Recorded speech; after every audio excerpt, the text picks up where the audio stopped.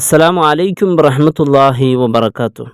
നാട്ടുകാരുടെ ശല്യം സഹിക്കാതെ ഭർത്താവ് ഭാര്യയെ ഫോൺ വിളിച്ച് പറഞ്ഞത്, നിനക്ക് വേണ്ട എന്തെല്ലാം സാധനങ്ങൾ വേണോ അതെല്ലാം കൊണ്ടുവന്ന് തരാം, ഞാൻ അടുത്ത മാസം നാട്ടിലേക്ക് വരുന്നുണ്ട് എന്ന് പറഞ്ഞ് ഭാര്യ പറഞ്ഞ സാധനങ്ങളെല്ലാം റെഡിയാക്കി വെക്കാമെന്ന് പറഞ്ഞ് അന്ന് രാത്രി തന്നെ ഭാര്യ അറിയാതെ ആ ഭർത്താവ് നാട്ടിലേക്ക് വന്നു. നാട്ടിലേക്ക് വരാനുണ്ടായ കാരണം ഭാര്യക്ക് അവിഹിത ബന്ധമുണ്ട് എന്നുള്ള നാട്ടുകാരുടെ ഈ വാക്ക്, അത് ഭാര്യ ആയതുകൊണ്ട് കൺമുമ്പിൽ തന്നെ വെച്ച് കാണണമെന്നുള്ള ആഗ്രഹം കൊണ്ടാണ് ഭാര്യ അറിയാതെ നേരെ വന്നത്.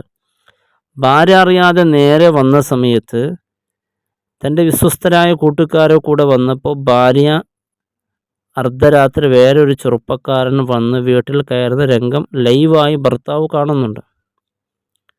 ഈ ഒരു കാര്യം വളരെ വേഗത്തിൽ നാട്ടിലും പുറത്തൊക്കെ അറിയുന്നു. അങ്ങനെ അവർക്കിടയിൽ വിവാഹം ബന്ധം മുറിയുന്നു.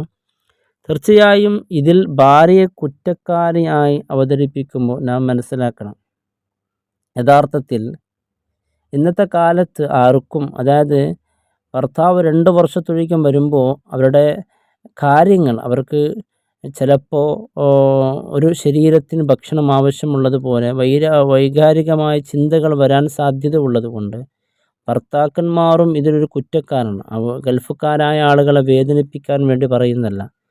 നാം ചുരുങ്ങിയത് ഭാര്യയെ ഫോൺ വിളിച്ച് സംസാരിക്കുന്ന സമയത്തെങ്കിലും സ്നേഹത്തോടു കൂടിയുള്ള സംസാരങ്ങളും കരുതലോടു കൂടിയുള്ള വാക്കുകളും അവളെ കെയർ ചെയ്തുകൊണ്ടുള്ള സംസാരങ്ങളുമായി നടത്തുമ്പോൾ തീർച്ചയായും അവളുടെ എത്ര വലിയ വികാരം എന്തു തന്നെയാണെങ്കിൽ അവിടെ പിടിച്ചു നിൽക്കാനും അത് ക്ഷമിച്ചു അവളുടെ മക്കളെ കൂടെ കഴിയാൻ തീർച്ചയായും അവൾ അതിന് സമയം കണ്ടെത്തും.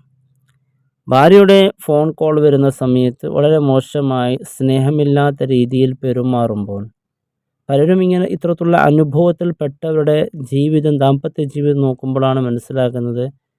കാരണം അവർ ഭാര്യയ്ക്ക് ഒരു പരിഗണന നൽകാതിരിക്കുമ്പോൾ ഇത്തരത്തിലുള്ള പല വിഷയത്തിലും ഇടപെട്ട് ഭാര്യ പല അവിഹിത ബന്ധത്തിലേർപ്പെടുന്ന സാഹചര്യങ്ങൾ ഉണ്ടാകുന്നു.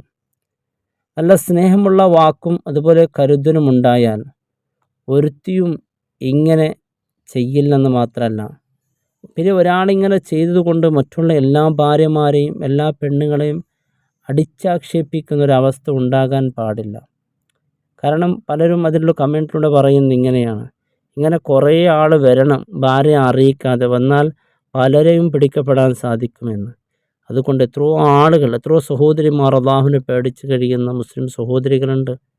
അള്ളാഹുവിനെ തൻ്റെ ഭർത്താവിൻ്റെ പ്രാർത്ഥനവുമായിട്ട്, അതെന്തുകൊണ്ട് അവരങ്ങനെ കഴിയുമെന്ന് പറഞ്ഞാൽ ആ ഭർത്താവിൻ്റെ കരുതലും ആ സ്നേഹത്തിന് അവർ വലിയ വില കൽപ്പിക്കുന്നുണ്ട്. ചില ആളുകൾ പണം അയക്കും, എല്ലാം അയക്കും, പക്ഷേ ഭാര്യയ്ക്കുള്ള ആ പരിഗണന നൽകാതിരിക്കുമ്പോൾ, പരിഗണിക്കുന്ന ഒരാൾ വരുമ്പോൾ ആ ഭാഗത്തേക്ക് ചാഞ്ഞു പോകുന്നു.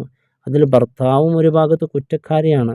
അത്തരത്തിലുള്ള സംഭവങ്ങൾ പിടിക്കപ്പെട്ടാൽ അതിന് ത്വലാഖ് ചൊല്ലുകയോ അല്ല, അവളെ ഉപദേശിച്ചുകൊണ്ട് എൻ്റെ ഭാഗത്തുണ്ടായ അപാകത എന്താണ് എന്ന് ചിന്തിച്ച് അവളെ ചേർത്ത് പിടിക്കാനും അവളോട് സ്നേഹം പകരാനും ഇനി മുതൽ ആവർത്തിക്കരുത് എന്ന് പറഞ്ഞവർക്ക് മാഫ് കൊടുത്താൽ വലിയൊരു വിഷയമാണ്.